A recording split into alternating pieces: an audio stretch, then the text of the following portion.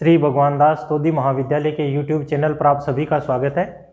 Student, जैसा कि आप लोग देखते आ रहे हैं, हम बीएससी सेकेंड ईयर के अंदर आपका जो बॉटनी का सेकेंड पेपर है प्लांट फिजियोलॉजी और बायोकेमिस्ट्री, इसके विषय में हम लोग बात कर रहे थे। और यहाँ पर आप लोगों ने देखा है कि फोटोसिंथेसिस के अंदर हम लोग डार्क रिएक्शन के बारे में बात कर रहे थे, जहाँ पर प्रीवियस वीडियो में आप लोगों ने देख लिया है कि डार्क रिएक्शन के अंदर हम C3 साइकिल के बारे में बात कर चुके हैं।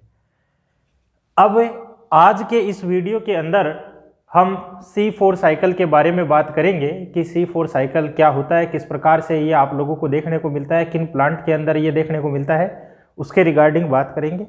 लेकिन पहले आप लोग थोड़ा सा ये ध्यान रखना कि डार्क रिएक्शन में आप लोगों ने कहा है ये रिएक्शन कहाँ होती है, क्लोरोप्लास्ट के स्ट्रोमा पार्ट में आप लोगों को देखने को मिल रही थी, और लाइट की अब्सेंस में आप लोगों ने देखा है ये सारा देखने को मिलता है। और इसी के साथ में आप लोगों ने देखा था कि डार्क रिएक्शन के अंदर क्या होता है, CO2 जो होती है उसको ग्रहण किया जाता है, उसका अपचयन किया जाता है और कार्बोहाइड्रेट का निर्माण किया जाता है। इसी के साथ में आप लोगों ने देखा है कि डार्क रिएक्शन के अंदर हम एनर्जी को यूज करते हैं, और ये एनर्जी कहाँ से काम में ली जाती है, तो आप लोगों ने देखा है कि लाइट रिएक्शन के अंदर हम लोगों ने साइक्लिक और नॉन साइक्लिक फॉस्फोराइलेशन किया था, और साइक्लिक और नॉन साइक्लिक फॉस्फोराइलेशन के दौरान आप लोगों ने देखा था कि वहाँ पर आप लोगों ने ATP का फॉर्मेशन किया था, NADPH2 बनाए थे, जहाँ पर आपने देखा साइक्लिक फॉस्फोराइलेशन में 2 ATP, नॉन साइक्लिक फॉस्फोराइलेशन में 1 ATP, और साथ में ही आप लोगों ने देखा था कि नॉन साइक्लिक फॉस्फोराइलेशन के अंदर 2 NADPH2 भी बनाए थे। तो आप लोग देखेंगे कि ये साइक्लिक और नॉन साइक्लिक फॉस्फोराइलेशन जो है वो मोस्टली 6 बार रोटेट होते हैं, और इसके परिणाम स्वरूप 3 ATP बनते हैं, तो 3 गुणा 6 18 ATP जो है वो बन जाते हैं लाइट रिएक्शन में। और साथ में ही आप लोग देखेंगे कि आपने कहा 2 NADPH2 बनता है, तो 2 गुणा 6 12 NADPH2 जो है वो बना दिए जाते हैं, और इनका यूज हम क्या करते हैं, CO2 के अपचयन के दौरान करते हैं। तो आज के इस वीडियो में हम लोग बात कर रहे हैं जो कि आपका डार्क रिएक्शन का, जो आपने कहा था कि CO2 का अपचयन जो होता है वो निम्न स्टेप के रूप में आप लोगों को देखने को मिलता है। आपने C3 साइकिल देख लिया। नेक्स्ट हम बात कर रहे हैं C4 साइकिल।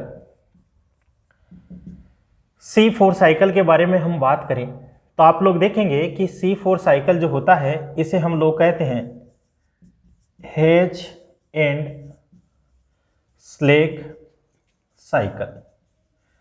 C4 साइकिल का दूसरा नाम Hatch and Slack cycle.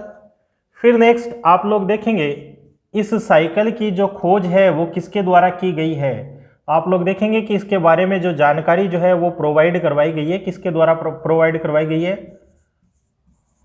Quotes check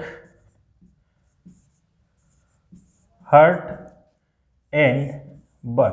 ये साइंटिस्ट है जिन्होंने C4 साइकिल को C4 प्लांट, और ये C4 प्लांट कौन सा है, C4 प्लांट गन्ना जो है उसके अंदर इसको C4 साइकिल को रिपोर्ट किया है। आप लोगों को ध्यान में रखना है C4 साइकिल का दूसरा नाम हेज एंड स्लेक साइकिल, ये इसकी डिस्कवरी से रिलेटेड है साइंटिस्ट। फिर कोट्सचेक हर्ट बर, इन्होंने क्या देखा है, C4 प्लांट के अंदर, गन्ने के अंदर C4 साइकिल को रिपोर्टिंग किया था। आप लोग देखेंगे कि जो मोनोकोट प्लांट है आप लोगों के, मोनोकोट के अंदर किसमें, मक्का, जवार, जई और बाजरा, इनके अंदर आप लोगों को क्या देखने को मिलता है, C4 साइकिल देखने को मिलता है। क्वेश्चन पूछ लिया जाता कई बार कि कौन से मोनोकोट के अंदर C4 साइकिल देखने को मिलता है, तो आप लोगों को ध्यान में रखना है मक्का, जवार, जई, बाजरा के अंदर आप लोगों को देखने को मिलता है। और वहीं आप लोग बात करें कि आपके जो डाइकोट प्लांट है, डाइकोट प्लांट में आप लोगों को देखने को मिलेगा एट्रीप्लेक्स स्पीसीज, और इसके बाद में आप लोगों को देखने को मिलेगा फैमिली U4BAC,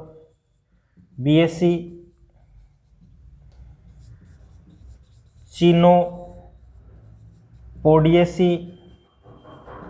और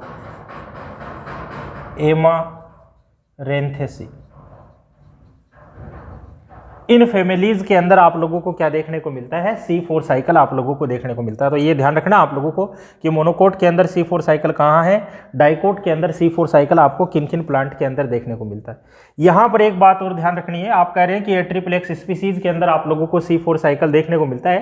तो एट्रिप्लेक्स स्पीसीज जो है इसकी दो प्रजातियां आप लोगों को देखने को मिलेगी, एट्रिप्लेक्स रोजिया और एट्रिप्लेक्स पेटुला।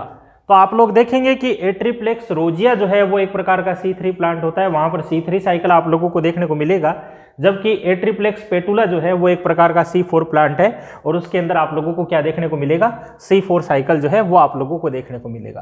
तो ये तो सारा आप लोगों का डिस्कवरी से रिलेटेड किन प्लांट के अंदर आप लोगों को देखने को मिलता है उसके रिगार्डिंग हम लोगों ने बातें की है। आगे हम देखते हैं कि इसके अंदर और क्या देखने को मिलेंगे आप लोगों को।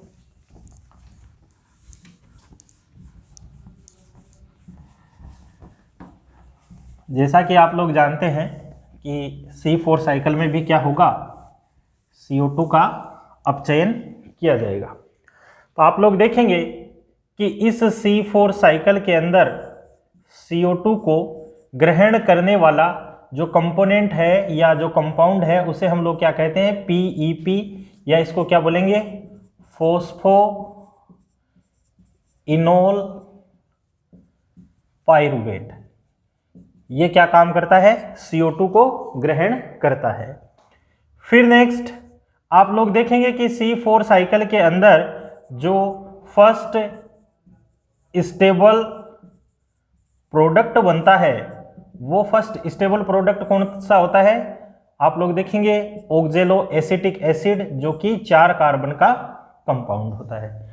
अब ये 4 कार्बन का कंपाउंड बना है, इसी के आधार पर इसे हम लोग क्या कहते हैं, C4 साइकिल के रूप में नॉमिनेट करते हैं। तो आपने कहा कि CO2 को ग्रहण करने वाला कंपाउंड 3 कार्बन का यौगिक होता है, कौन सा है, फोस्फोइनोल पाइरुवेट। ये क्या बना देता है, CO2 को ग्रहण कर फर्स्ट स्टेबल प्रोडक्ट कौन सा, ऑक्जेलो एसिटिक एसिड जो है उसको बनाने का काम करता है। फिर आप लोग देखेंगे कि इस C4 साइकिल के अंदर क्या होता है, एंजाइम पाए जाते हैं जो कि CO2 को ग्रहण कर रहे हैं और उनसे फिर अपचयन की क्रियाएं कराते हैं। तो वो कौन से एंजाइम है, आप लोगों को यहाँ पर फर्स्ट एंजाइम जो देखने को मिलेगा C4 साइकिल के अंदर उसको हम बोलेंगे पेप्को। पेप्को का मतलब होता है फोस्फो इनोल पाइरुवेट कार्बोक्जिलेज ऑक्सीजिनेज।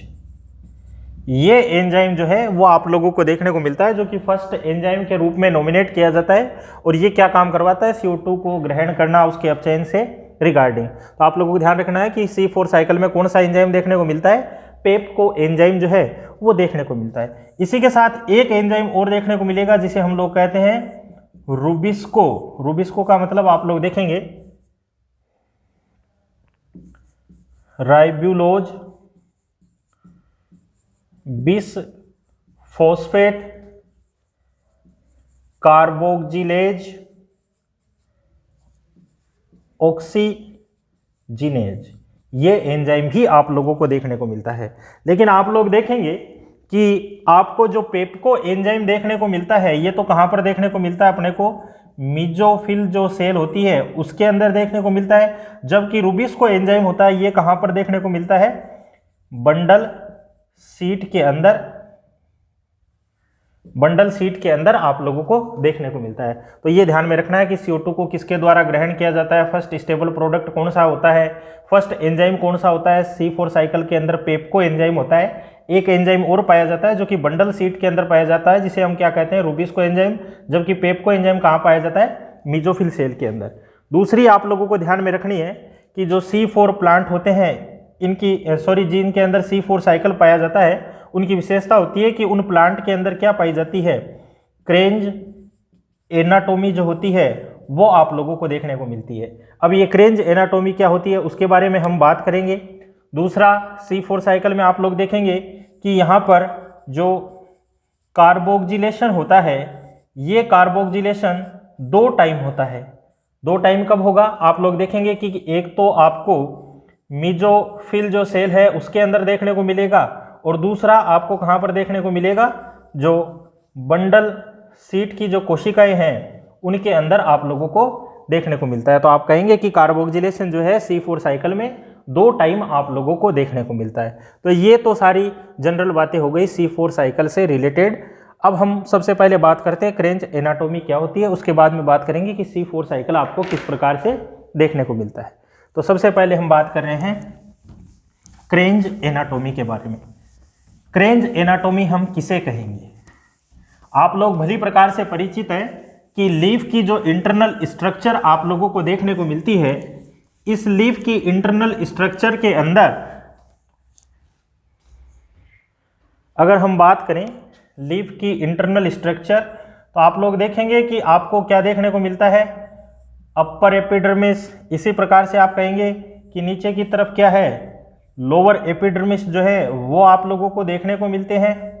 और लोअर एपिडर्मिस के बाद में आप लोग देखते हैं कि एपिडर्मिस पर क्यूटीन का डिपोजिशन हो जाता है, जिसके कारण से क्यूटिकल जो है वो आप लोगों को देखने को मिलती है।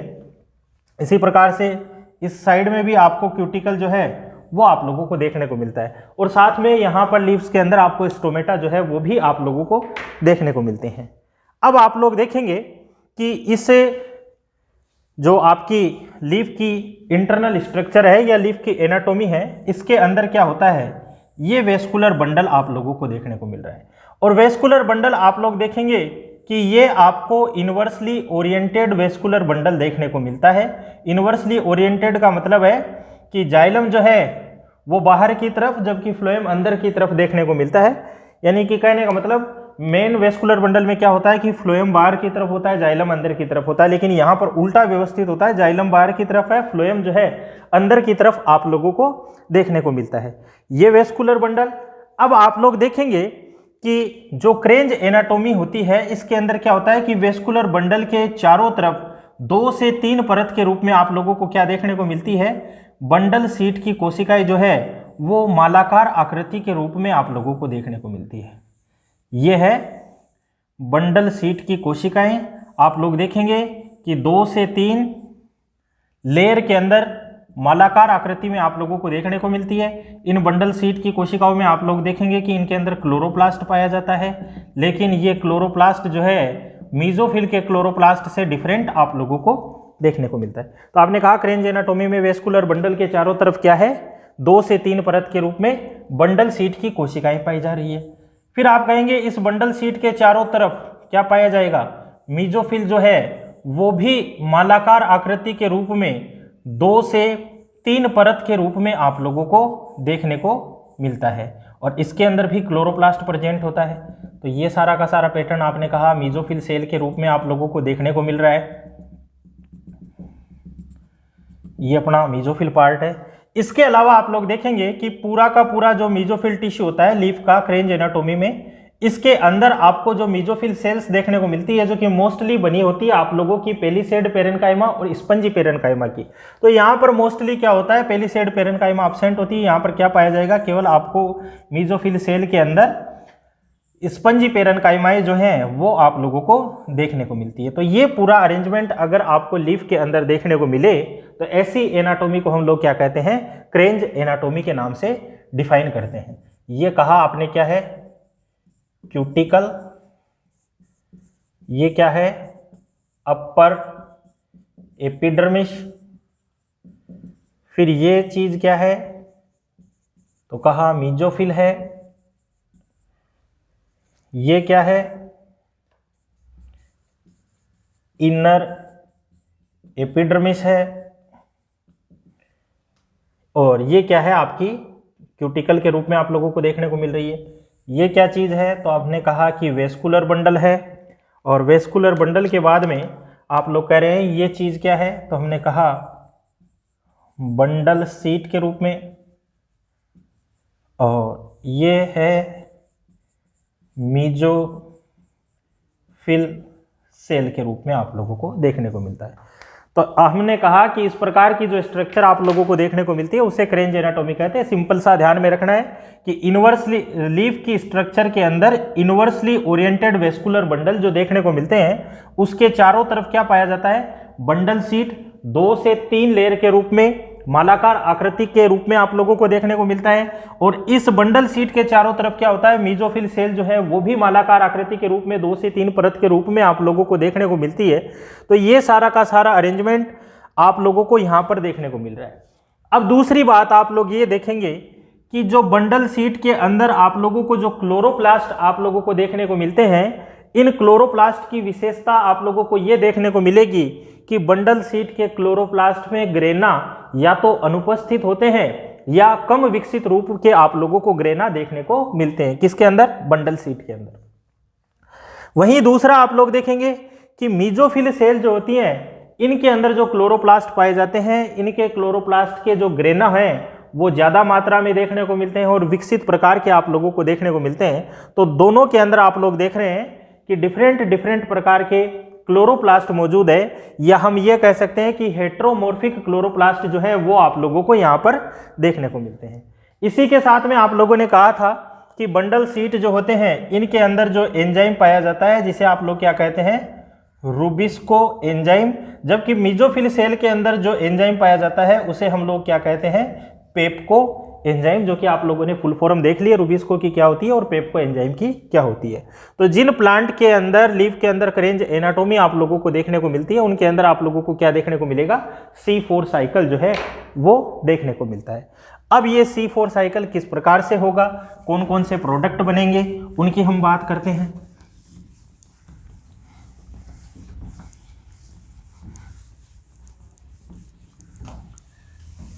हम बात कर रहे हैं C4 साइकिल के अंदर कौन कौन से प्रोडक्ट आप लोगों को देखने को मिलेंगे। तो आपने कहा ये तो है आपकी मीजोफिल सेल और ये है आपका बंडल सीट। बंडल सीट पूल आच्छद और मीजोफिल सेल यानी कि पर्ण मध्योतक जो है वो आप लोगों को देखने को मिलता है। तो आपने कहा कि दोनों प्रकार की सेल के अंदर, क्योंकि अलग अलग प्रकार के क्लोरोप्लास्ट पाए जाते हैं, तो अलग अलग प्रकार का जो वर्क जो है वो आप लोगों को देखने को मिलेगा। यहां पर आप लोग देखेंगे कि जो मीजोफिल सेल होती है इसके अंदर होता है PEP, फोस्फोइनोल पाइरुवेट, जिसे आप लोग कहते हैं। ये फोस्फोइनोल पाइरुवेट आप लोग देखेंगे क्या करेगा, 6CO2 जो होती है इनको ग्रहण करता है और ग्रहण करने के बाद में आप लोग देखेंगे कि फर्स्ट स्टेबल प्रोडक्ट बनाता है क्या, ऑक्जेलो एसिटिक एसिड। फिर आप लोग देखेंगे कि ये जो ऑक्जेलो एसिटिक एसिड था ये कन्वर्ट हो जाता है किसमें, मेलिक एसिड के अंदर कन्वर्ट हो जाता है। और ये मेलिक एसिड आप लोग देखेंगे कि बंडल सीट के अंदर आ जाता है और बंडल सीट के अंदर आने के बाद में आप लोग देखेंगे कि इस मेलिक एसिड में से CO2 रिलीज हो जाती है।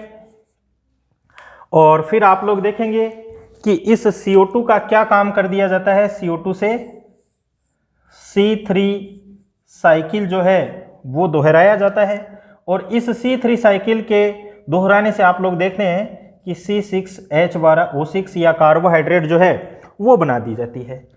मेलिक एसिड में से CO2 निकल जाएगी तो आप लोग देखेंगे क्या बन जाएगा, पायरुविक एसिड जो है उसका निर्माण हो जाएगा। फिर आप लोग देखेंगे कि ये जो पायरुविक एसिड है बंडल सीट से कहाँ आ गया, मीजोफिल सेल के अंदर पायरुविक एसिड यहाँ पर आ गया। और फिर आप लोग देखेंगे कि ये पायरुविक एसिड कहाँ चेंज हो जाता है, फोस्फोइनोल पायरुवेट के अंदर। और यहाँ पर साथ में आप लोग देखेंगे कि 6 ATP जो है इस प्रोसेस में काम आती है और क्या बना देती है, 6 AMP को बनाने का काम करती है। ये पूरा का पूरा साइकिल आपको कहाँ देखने को मिलता है, C4 साइकिल में। दूसरा आप लोग देखेंगे कि फोस्फोइनोल पायरुवेट 3 कार्बन का यौगिक होता है, ऑक्जेलो एसिटिक एसिड आपने कहा 4 कार्बन का, ये भी 4 कार्बन का, ये भी 4 कार्बन का, 1 कार्बन निकल गई तो ये 3 कार्बन का और ये भी 3 कार्बन का, और आगे देख रहे हैं आप 3 कार्बन का कंपाउंड जो है वो आप लोगों को देखने को मिलता है। ये पूरा का पूरा काम आप लोगों को कहाँ पर देखने को मिल रहा है, C4 साइकिल के अंदर देखने को मिलता है। थोड़ा सा हम लोग इसको रिप्रेजेंट कर देते हैं। आप लोग देखेंगे कि C4 साइकिल के अंदर दोनों काम कहाँ हो रहे हैं, मीजोफिल सेल्स के अंदर और बंडल सीट के अंदर। तो मीजोफिल सेल के अंदर फोस्फोइनोल पायरुवेट क्या काम करता है, CO2 को ग्रहण करने का काम करता है। CO2 के कितने मॉलिक्यूल आ रहे हैं, 6 मॉलिक्यूल जो है वो आप लोगों को देखने को मिलेंगे। ये फोस्फोइनोल पायरुवेट जो कि CO2 को ग्रहण करने वाला कंपाउंड है, फर्स्ट स्टेबल प्रोडक्ट बनाता है जिसको हम लोग क्या कहते हैं, ऑक्जेलो एसिटिक एसिड। 4 कार्बन का यौगिक होता है, आपने कहा C4 साइकिल के अंदर देखने को मिलता है। ये ऑक्जेलो एसिटिक एसिड किस में चेंज हो जाता है, मेलिक एसिड के अंदर। अब ये मेलिक एसिड मीजोफिल सेल से निकलकर कहाँ आ गया, बंडल सीट के अंदर आ गया। और बंडल सीट के अंदर आने के बाद में आप लोग देखेंगे कि इस मेलिक एसिड में से एक CO2 निकल रही है। ध्यान दीजिएगा, आपने कहा था कि C4 साइकिल में कार्बोक्सिलेशन 2 बार होता है। फर्स्ट कार्बोक्सिलेशन तो कहां हो रहा है, यहां पर हो रहा है, यानी कि फर्स्ट CO2 कहां ग्रहण की जा रही है, PEP के द्वारा। किस एंजाइम के द्वारा की जा रही है, पेप्को एंजाइम के द्वारा। जबकि CO2 का दूसरा कार्बोक्सिलेशन कहां देखने को मिल रहा है, यहां पर। किस एंजाइम के द्वारा, रूबिस्को एंजाइम के द्वारा आप लोगों को देखने को मिल रहा है। तो फर्स्ट कार्बोक्सिलेशन हो गया, PEP ने CO2 ग्रहण की इस एंजाइम की प्रेजेंस में। दूसरा टाइम कार्बोक्सिलेशन हो रहा है, मेलिक एसिड में से CO2 निकली, रूबिस्को एंजाइम की उपस्थिति में C3 साइकिल में एंटर हो गई। अब C3 साइकिल में CO2 को ग्रहण करने वाला कंपाउंड याद कीजिएगा, आपने कहा RUBP जो है वो आप लोगों को देखने को मिलता है। और RUBP से फिर PGA13 डाई PGAL, फिर इसके इंटरमीडिएट प्रोडक्ट बनते हैं और क्या बना दिया जाता है, C3 साइकिल के रोटेट होने से कार्बोहाइड्रेट का निर्माण होता है। तो 2 बार कार्बोक्सिलेशन आप लोगों का कंप्लीट हो चुका। मेलिक एसिड में से एक CO2 निकला तो दूसरा कंपाउंड क्या बन रहा है, पायरुविक एसिड 3 कार्बन का। ये बंडल सीट से निकलकर कहां आ गया, मीजोफिल सेल के अंदर। और मीजोफिल सेल के अंदर आप लोग देख रहे हैं कि पायरुविक एसिड फोस्फोइनोल पायरुवेट में इंटरचेंज हो रहा है। यहां पर 6 ATP क्या काम आ रही है, 6 AMP को बनाने का काम कर रही है। तो आप लोग देखेंगे कि इस पूरे के पूरे C4 साइकिल के अंदर मोस्टली 30 ATP प्लस 12 NADPH2 जो है वो यूज किए जाते हैं। अब ये कैसे यूज किए जाते हैं, तो आपने कहा था C3 साइकिल के अंदर क्या होता है, 18 ATP और 12 NADPH2 यूज की जाती है। और ये 18 ATP और 12 NADPH2 कहां से मिली थी, आपने कहा लाइट रिएक्शन के अंदर जो साइक्लिक नॉन साइक्लिक फोस्फोराइलेशन देखने को मिलता है उसके दौरान बनी थी। तो 18 ATP तो C3 साइकिल में यूज हो गई। आप लोग देख रहे हैं 6 ATP यहां पर काम आ रही है। अब इन 6 ATP से ADP न बनकर क्या बन रहा है, AMP बन रहा है, एडिनोसिन मोनोफॉस्फेट बन रहा है। तो यहां पर क्या होता है कि AMP से वापस हम जब ATP बना रहे हैं तो यहां पर अतिरिक्त ऊर्जा की आवश्यकता होती है। तो टोटल आप लोग देखेंगे कि 12 ATP जो है वो आपके यहां खर्च हो जाती है। तो 18 और 12 टोटल कितनी, 30 ATP जो है वो C4 साइकिल के अंदर यूज की जाती है। और 12 NADPH2 आप लोग देख रहे हैं यहां पर यूज होते हैं, जिसके दौरान फूड का फॉर्मेशन आप लोगों को देखने को मिलता है। तो ये पूरा का पूरा आपको C4 साइकिल जो है वो आप लोगों को देखने को मिलता है। और इंपॉर्टेंस ऑफ C4 साइकिल की हम बात करें तो आप लोग देख रहे हैं कि इसके अंदर क्या है, ये एंजाइम देखने को मिलता है जो कि क्या होता है, CO2 के प्रति अत्यधिक सुग्राही होता है। कम CO2 की सांद्रता में भी फोटोसिंथेसिस करवाने का काम कर देता है। दूसरा आप लोग देखते हैं कि इसके अंदर क्या होता है, जाइलम सेल के बाहर बंडल सीट पाई जाती है। और ये बंडल सीट की विशेषता ये होती है कि जल की कमी होने पर भी इनके अंदर क्या होता है, फोटोसिंथेसिस आप लोगों को देखने को मिलता है, जो कि निर्बाध गति से आप लोगों का कंप्लीट हो जाता है। तो यहाँ तक आपका C4 साइकिल का जो टॉपिक है अपना वो कंप्लीट हो जाता है। डार्क रिएक्शन के अंदर आप लोगों ने जो कहे थे कि CO2 का अपचयन स्टेप्स के रूप में आप लोगों को देखने को मिलता है, C3 साइकिल, C4 साइकिल तक का अपना मैटर कंप्लीट है। आप लोगों को आई थिंक अच्छे से समझ में आ गया होगा। आगे के वीडियो के अंदर हम इसके आगे का जो भी टॉपिक है उसके बारे में बात करेंगे। Thank you.